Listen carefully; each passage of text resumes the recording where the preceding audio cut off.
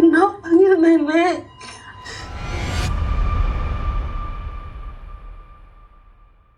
Cerita dimulai dengan Egy, seorang remaja yang sedang menjemput kekasihnya bernama Tika. Saat itu, Egy terus memperhatikan Vina dan mendekatinya dengan memberikan es krim murahan. Sahabat Egy, Linda, melarang Vina menerima es krim tersebut dan mengira Vina menyukai Egy. Namun, Vina berpendapat bahwa tidak ada salahnya menerima es krim tersebut. Besoknya, Vina dibuli oleh Tika, pacar Egy yang merasa cemburu dengan menempelkan permen karet di rambut Vina. Merasa tidak terima dengan perlakuan itu, Vina mencoba melawan dengan menggunakan air pel. Ketika berada di rumah, Vina mengadu kepada neneknya bahwa dia dibuli oleh seseorang. Sang nenek memberikan saran kepada Vina bahwa jika dia dibuli oleh seorang pria, Vina sebaiknya memancingnya ke tempat ramai dan menamparnya agar banyak orang bisa melihat dan menertawakannya. Tiba-tiba, kakek Vina pulang dengan baju yang berlumuran darah. Sang nenek terkejut dan bertanya apa yang terjadi. Kakek menjelaskan bahwa ada seorang tentara yang menjadi korban begal dan berlari meminta pertolongan dalam keadaan terluka. Tentara loh dibegal. Terus abang ngapain? Ya dia dikejar-kejar. Dia minta tolong sama abang untuk bukain pintu pagar. Di kantin sekolah, Vina melihat aksesoris dengan tulisan Dome Rider dan bertanya kepada Lukman apakah dia menjadi anggota geng motor itu. Lukman menjawab bahwa dia terpaksa menjadi anggota geng motor dan menjual aksesorisnya kepada semua anggota agar mereka tidak mengganggu Lukman lagi. Di sisi lain, Lukman mendapatkan penghasilan tambahan dari penjualan aksesoris tersebut. Pada hari berikutnya, Vina dan Linda pergi ke kedai kopi tanpa sadar bahwa Egy berada di sana bersama anggota geng motornya. Saat itu Vina belum menyadari bahwa Egy adalah anggota geng motor. Namun Linda menyadari hal tersebut setelah melihat aksesoris buatan Lukman. Egy memaksa Vina untuk duduk bersama mereka, tetapi Vina menolak dan mencari tempat lain. Singkat cerita, Vina menjadi salah satu peserta terbaik dalam festival model. Di mall tersebut, Egy terlihat bersama anggota gengnya. Ketika Vina pergi ke toilet, Egy mendatanginya dan memaksa untuk berbicara sebentar. Namun sikap Egy sangat tidak menyenangkan dan membuat Vina merasa takut. Vina bersedia untuk berbicara, tetapi bukan di dalam toilet. Namun, Egy tetap memaksa Vina untuk tetap di toilet. Hal ini membuat Vina meludahi wajahnya dan ditertawakan oleh banyak orang, termasuk anggota geng motor yang berjaga di pintu toilet. Beberapa hari kemudian, Vina, Linda, dan Nurul pergi ke salon Hesti untuk memperbaiki rambut Vina yang rusak akibat permen karet sebelumnya. Ternyata, pemilik salon tersebut adalah bibi Linda sendiri. Namun, Nurul memutuskan untuk tidak masuk ke dalam karena takut ada pocong. Aku tunggu di bawah aja deh. Serem misalnya ada pocong. Nurul. Ketika mereka tiba di salon, Tante Hesti memotong rambut Vina. Dia menyarankan agar rambut itu dibuang saja. Namun Vina memutuskan untuk menyimpan rambutnya sendiri. Tante Hesti mengatakan bahwa rambut yang sudah dipotong adalah rambut mati, jadi Vina akan membawa bangkai kemana-mana. Extension rambut ini udah mati. Kan rambut aku sendiri ya Tante. Iya, tapi tetap aja udah mati. Kamu bawa bangkai kemana-mana. Tak lama kemudian, Nurul masuk ruangan tersebut dan merasa ngeri melihat suasana salon yang menyeramkan. Vina segera menyuruh Nurul untuk masuk, tetapi Nurul malah kabur dari sana. Kemudian, Vina makan es balok, dan Tante Hesti melihatnya dan berkata kepada Linda bahwa camilan temanmu itu aneh. Camilan teman kamu aneh. Setelah selesai di salon, Vina memberikan sesuatu kepada Linda dan menyuruhnya untuk membukanya saat Linda merasa kangen padanya. Bukanya nanti aja kalau kamu lagi kangen sama aku. Malam harinya, Vina dan Linda berada di alun-alun sambil menunggu jemputan kakaknya, sambil makan cilok dan nonton pertunjukan tari topeng. Namun, tak lama kemudian nenek Vina menelepon dan memberitahu bahwa ban motor kakak Vina bocor, sehingga Vina harus menunggu. Mendengar kabar tersebut, Vina memutuskan untuk pulang menggunakan ojek, tetapi sang nenek meminta Vina untuk menunggu sebentar lagi. Vina yang takut pulang terlalu larut, memutuskan untuk tetap pulang. Nenek Vina mengizinkannya dengan syarat agar Vina tetap berhati-hati di jalan. Sementara itu, Linda dijemput oleh temannya bernama Deden, yang datang bersama temannya, Zaki. Linda menyarankan agar pulang bersama Zaki daripada naik ojek sendirian. Namun, Zaki mengatakan bahwa dia akan mengantarkan paket terlebih dahulu sebelum mengantarkan Vina pulang. Mendengar hal itu, Vina tidak keberatan. Tapi paling kita mampir sebentar ya ke Taman Sumber, mau antar barang teman. Namun, sebelum mereka berangkat, Linda tiba-tiba merasakan firasat buruk saat melihat wajan pedagang jatuh yang membuatnya terkejut. Linda spontan mengatakan kepada Vina bahwa lebih baik mereka berdua pulang naik ojek saja. Sebelum Vina bisa menjawab, Deden mengatakan bahwa dia telah menjemput Linda, dan mengapa mereka harus naik ojek. Zaki juga menegaskan bahwa tidak ada yang perlu dikhawatirkan, karena dia tidak pernah ngebut naik motor. Aku naik motornya nggak suka ngebut-ngebut kok. Ketika Vina naik motor bersama Zaki, Zaki mengatakan sesuatu yang membuat Vina merasa takut. Pastiin pulang ya. Pulang ke rahmatullah. Serem banget bertandanya. Mereka akhirnya berpisah di jalan, dan Vina melihat seorang pria yang mengawasinya di depan pedagang kaki lima. Ketika Zaki memberikan paket, mereka melihat sekelompok geng motor yang menggeber motornya.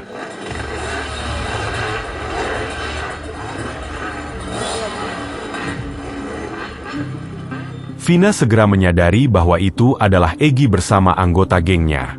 Vina merasa ketakutan dan meminta Zaki untuk segera pergi. Anggota geng motor itu mengikuti mereka, dan mereka memukul Zaki hingga terjatuh. Egy kemudian turun dan mendekati Vina dengan membawa sebatang kayu. Tanpa ada rasa kasihan sedikit pun dia memukul Vina. Sementara itu, anggota geng lainnya juga menganiaya Zaki.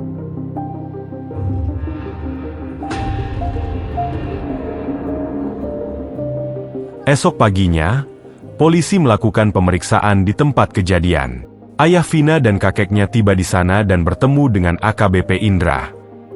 Ayah Vina menanyakan keberadaan putrinya, dan AKBP Indra menjawab bahwa Vina sudah dibawa ke rumah sakit, lalu memerintahkan rekannya untuk mengantarkan ayah Vina ke sana. Selanjutnya, AKBP Indra mengatakan kepada kakek Vina bahwa polisi sementara ini menyimpulkan kejadian ini sebagai kecelakaan tunggal, karena tidak ada kendaraan lain yang terlibat. Namun, sang kakek merasa ada yang janggal dan tidak mungkin ini hanya kecelakaan motor. Sebelum AKBP Indra menjawab, ayah Vina segera memanggil kakek untuk pergi ke rumah sakit. Pak, apa? Kemudian, seorang pria bernama Dani mendekati AKBP Indra. Dani yang merupakan adik dari AKBP Indra, dengan tegas menyatakan bahwa apa yang dikatakan kakek Vina itu benar. Ini bukan kecelakaan motor, karena motor yang dikendarai Zaki masih dalam kondisi baik. Namun, AKBP Indra justru menyuruh Dani pergi. Sementara itu, di kantor polisi, Nenek dan Marliana berada di sana untuk memastikan barang-barang yang ditemukan adalah milik Vina. Nenek heran melihat rambut di dalam tas Vina, dan Marliana menjelaskan bahwa Vina sempat memintanya untuk mengantarkannya ke salon Tante Hesti.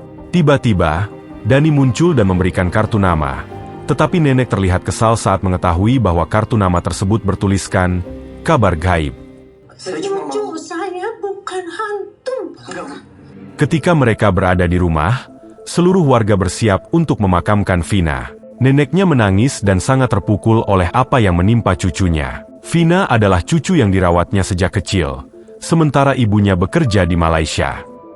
Saat nenek hendak memandikan Vina, tiba-tiba dia mendengar bisikan Vina yang mengatakan bahwa dia kesakitan.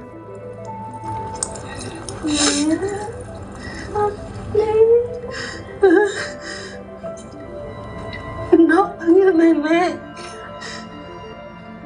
Nenek melihat semua luka di tubuh Vina dan merasa bahwa ada kejanggalan dalam kejadian ini. Di sini, saya berpikir, mengapa pihak rumah sakit tidak bisa mendeteksi penyebab luka tersebut, dan mengapa polisi tidak dapat menganalisis jejak kecelakaan dengan benar. Kondisi Vina sangat parah, sedangkan motornya baik-baik saja. Tapi kenapa polisi langsung menyimpulkan itu kecelakaan tunggal? Aneh bukan? Oke, kita lanjutkan. Marliana dihubungi ibunya yang berada di Malaysia dan mengabarkan bahwa dia tidak bisa pulang mendadak pada hari itu. Kemudian, mereka semua bersiap untuk memakamkan Vina. Namun salah satu teman mereka berbisik bahwa mereka tidak melihat Linda di acara pemakaman itu. Mana ya? Kok Kok dari tadi aku nggak lihat Linda? Nah, di sini ada kejanggalan menurut saya. Kenapa Linda tidak datang? Bukannya dia adalah sahabatnya? Bukankah Linda tidak mengalami kejadian apapun dari geng motor? Seharusnya dia ada di sana. Tapi di film ini, Linda diceritakan mengalami depresi dan trauma, sehingga tidak datang ke acara pemakaman. Pertanyaannya, kenapa harus depresi? Atau sebenarnya Linda melihat kejadian itu sehingga dia trauma dan depresi? Tentu ini hanya pendapat saya saja. Di film juga menampilkan Linda yang mimpi bertemu Vina, tapi bisa kalian lihat pesan dari film ini. Vina menyerang Linda dengan merobek mulutnya. Artinya, apa yang dikatakan Linda kepada publik tentang kesurupannya perlu dipertanyakan agar dia bicara sejujur-jujurnya. Di sisi lain, Dani yang masih penasaran dengan kejadian tersebut membuka media sosial dan melihat profil Facebook Vina. Dia menemukan banyak foto Vina bersama Linda dan mulai mencari informasi tentang alamat Linda. Tiba-tiba, dia mendengar suara bisikan meminta tolong dekat pintu rumah. Akhirnya, Dani berhasil mendapatkan alamat keluarga Linda dan menemui Tante Hesti. Di sana, Tante Hesti mengungkapkan bahwa Vina sempat pergi ke salonnya bersama Linda untuk memperbaiki rambut yang rusak. Dani kemudian bertanya apakah Linda memiliki teman pria yang terlibat dalam geng motor. Tante Hesti menjawab bahwa keluarganya tidak ada yang menyukai geng motor, termasuk Linda. Dani menjelaskan bahwa dia bertanya karena saat ini marak anggota geng motor yang membuat keributan di jalan. Kedatangan Dani ke sana adalah untuk mencari tahu hubungan antara Tante Hesti dan Vina, serta membantunya bertemu langsung dengan keluarga Vina. Tante Hesti mengungkapkan bahwa Linda adalah anak yang istimewa dan berbeda dari yang lain yang memiliki kemampuan gaib seperti dirinya. Namun ibu Linda tidak menyukai jika Linda menjadi seperti Hesti karena dianggap terlalu klinik. Tante Hesti juga mempercayai bahwa orang yang baru meninggal masih ada di tempat itu, bahkan gentayangan. Mendengar itu, Dani mengatakan bahwa dia mendengar bisikan meminta tolong yang mungkin berasal dari Vina. Tante Hesti pun menjelaskan lebih lanjut. Arwah Vina punya waktu 7 hari untuk menyelesaikan semua urusannya yang tertinggal. 7 hari ya? Akhirnya, Dani datang ke rumah Linda, namun ibunya mengatakan bahwa Linda mengalami trauma, sehingga tidak ingin ada yang mengganggu Linda untuk sementara waktu. Namun, tidak lama kemudian, Linda keluar dari kamarnya dan bersedia untuk berbicara dengan Dani. Saat itu, Dani merekam semua cerita yang diungkapkan oleh Linda. Tapi Linda tidak bercerita tentang kejadian yang menyebabkan Vina dan Zaki meninggal. Dia menyampaikan itu lewat kesurupan. Seolah-olah dirasuki roh Vina yang mencari keadilan. Aneh bukan? Malam harinya, dia terbangun dari tidurnya dan menemui kakek. Nenek bercerita bahwa luka-luka pada tubuh Vina sangat tidak wajar. Saat memandikan Vina, nenek melihat luka-luka tersebut terdapat di seluruh wajah, tubuh, dan kakinya. Mendengar itu, kakek juga merasakan hal yang sama, terutama karena dia yang membopong Vina saat pemakaman. Kakek menyuruh nenek untuk istirahat, sementara dia sendiri akan terus mencari fakta yang sebenarnya. Setelah itu, nenek masuk ke kamar Vina dan menemukan barang-barang Vina, termasuk rambut yang dia simpan. Tiba-tiba, nenek mendengar suara ketukan di dalam lemari. Dengan hati berdebar, nenek membuka lemari tersebut.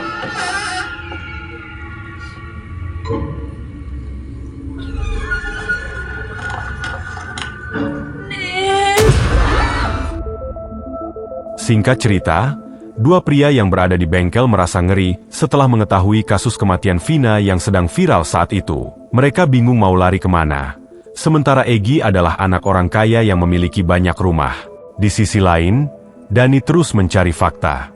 Dia pergi ke flyover Pompongan untuk memeriksa bekas kecelakaan dan mencari informasi tentang geng motor tersebut kepada para pedagang kaki lima.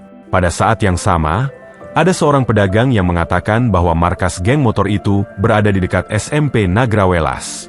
Dani akhirnya sampai di markas Dome Rider dan sangat terkejut melihat keadaannya. Mereka sangat ceroboh, dengan bekas darah yang masih terlihat di sana. Sementara itu, Ibu Linda memiliki rencana untuk memindahkan Linda ke daerah Garut. Namun, tak lama kemudian, Linda berteriak histeris. Tadi pagi juga. Linda, Mereka segera masuk ke kamarnya dan ternyata Linda sedang kesurupan oleh roh Vina.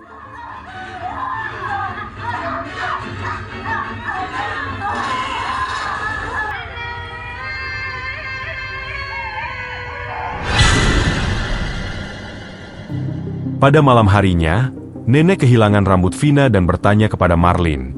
Namun Marlin belum memindahkan barang apapun milik Vina. Tiba-tiba, seorang pria datang menemui mereka. Pria tersebut mengabarkan bahwa Linda kerasukan oleh arwah Vina, dan arwah itu tidak akan pergi sebelum bertemu dengan keluarganya. Mendengar hal tersebut, mereka segera pergi ke tempat tersebut. Ketika sampai di sana, Marlin memanggil Linda namun Linda tetap tidak mau diam. Tante Hesti mengatakan bahwa ini bukan Linda, melainkan Vina, jadi mereka memanggilnya dengan nama Vina. Saat ayah memanggil nama Vina, Vina langsung merespon. Marlin segera merekam suara Linda yang sangat mirip dengan suara Vina. Kemudian, mereka terkejut dengan pengakuan Vina yang merasuki Linda. Vina mengatakan bahwa dia telah dibunuh. Ternyata, setelah Vina dan Zaki dihajar, mereka dibawa ke markas geng motor dan diperlakukan secara bergantian. Parahnya, mereka memaksa Zaki untuk melihat aksi mereka. Setelah mereka menyadari bahwa Vina dan Zaki sudah tidak bernyawa, mereka melindasnya dengan motor.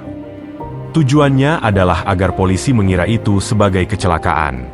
Setelah aksi itu selesai, mereka membawa Vina dan Zaki ke flyover Kepompongan Cirebon dan meletakkannya di sana bersama motornya.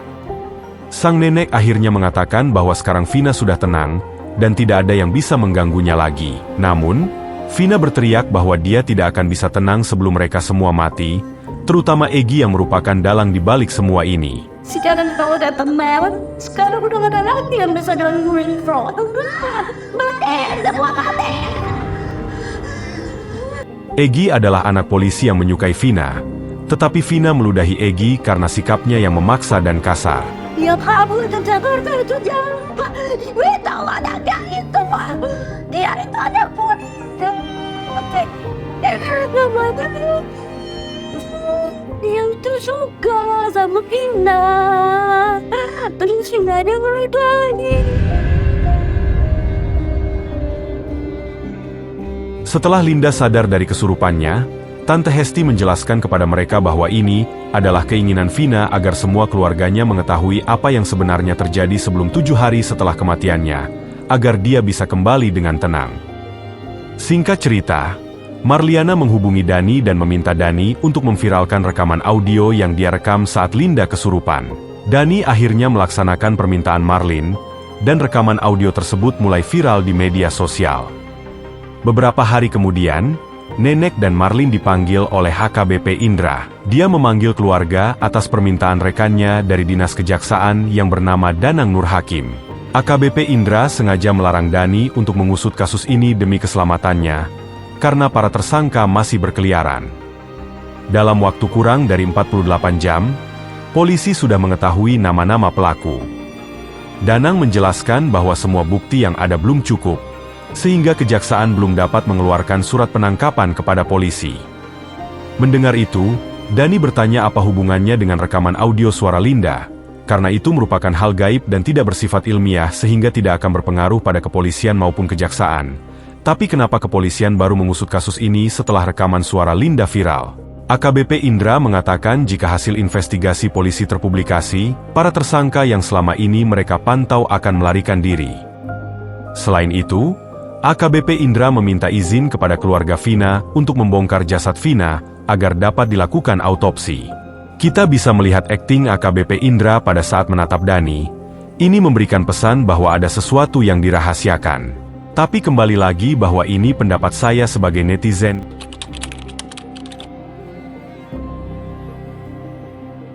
Pelakunya itu anak polisi. Anak siapapun itu sama saja, Bu. Sama-sama pihak yang nggak mau kasus ini terungkap. Saya pastikan bahwa saya bukan sekedar menjaga nama baik pihak kepolisian, tapi kami banyak menahan informasi. Kalau hasil investigasi kami dibuka ke publik sekarang, semua tersangka yang kami pantau selama ini bisa tiba-tiba hilang. Akhirnya, pada hari ke-9 setelah pemakaman, makam Vina dibongkar dan dilakukan autopsi di tempat. Namun, tiba-tiba Linda kembali kesurupan. Dia merasa kesakitan dan tidak bisa tenang, karena ada rambut palsu dan behel yang harus dilepas. Marlin akhirnya menghubungi AKBP Indra untuk melepaskan rambut palsu dan behel tersebut. Setelah autopsi selesai, kejaksaan akhirnya memiliki cukup bukti dan mengeluarkan surat penangkapan. Para pelaku yang tertangkap saat itu adalah Jaya, Supriyanto, Eka Sandi, Hadi Saputra, dan Sudirman. Sementara itu, 3 pelaku lainnya, yaitu Andi, Dani, dan Egi, ditetapkan sebagai daftar pencarian orang dan hingga saat ini belum tertangkap. Dan film pun tamat. Kalau kalian memahami cerita ini, mungkin akan merasa janggal dengan sosok yang bernama Linda. Kejanggalannya pertama adalah, di film pertama Linda melarang menerima es krim dan mengira Vina suka dengan Egi. Ini menandakan kalau Linda sepertinya cemburu. Kejanggalan kedua, Vina pasang ekstension rambut di salon tantenya Linda. Dan dari salon itu dia tidak langsung pulang ke rumah melainkan menuju ke taman alun-alun. Kejanggalan ketiga, Linda menyuruh Vina untuk pulang bersama Zaki saja daripada naik ojek. Dan dia sempat berubah pikiran buat naik ojek saja ketika melihat Wajan jatuh. Kemungkinan dia saat itu mengurungkan niatannya untuk melancarkan aksi Egi yang direncanakan. Karena, ternyata Linda akhir-akhir ini ditemukan Linda itu punya hubungan dengan Egi. Dan fotonya diposting di Instagram. Jenggalan selanjutnya, Linda tidak datang di acara pemakaman karena trauma. Kalau dia trauma, artinya dia melihat kejadian itu secara langsung? Berarti ketika Vina pulang dengan Zaki si Linda ini mengikutinya juga? Kejanggalan mengenai kesurupan. Banyak netizen berpendapat Linda berbohong kalau dia kesurupan. Apa yang Linda katakan saat kesurupan itu kemungkinan trauma saat melihat Vina dirame-rame hingga tewas. Menurut Buya Yahya, kesurupan arwah orang yang meninggal itu tidak ada. Yang ada kesurupan setan yang mana juga tidak sampai mengendalikan jasad manusia. Orang yang meninggal dunia akan pindah alam. Rohnya seorang meninggal dunia punya urusan. Kalau Anda orang baik, maka Anda mendapatkan kenikmatan. Jika dia adalah orang yang jelek, ada orang jelek, maka dia mendapatkan siksa. Nggak ada istilahnya roh gentayangan jalan-jalan enak banget dia. Dia punya banyak dosa yang jalan-jalan ke mall lagi, nggak ada itu. Apalagi ngasuk ke orang lain, nggak ada. Ya, jangan sampai ada punya keyakinan rohnya jalan-jalan. Kan itu kan cerita di sinetron. Jadi, bagaimana menurut kalian? Tulis di kolom komentar. Kita bebas berpendapat, bersuara demi keadilan bangsa rakyat Indonesia.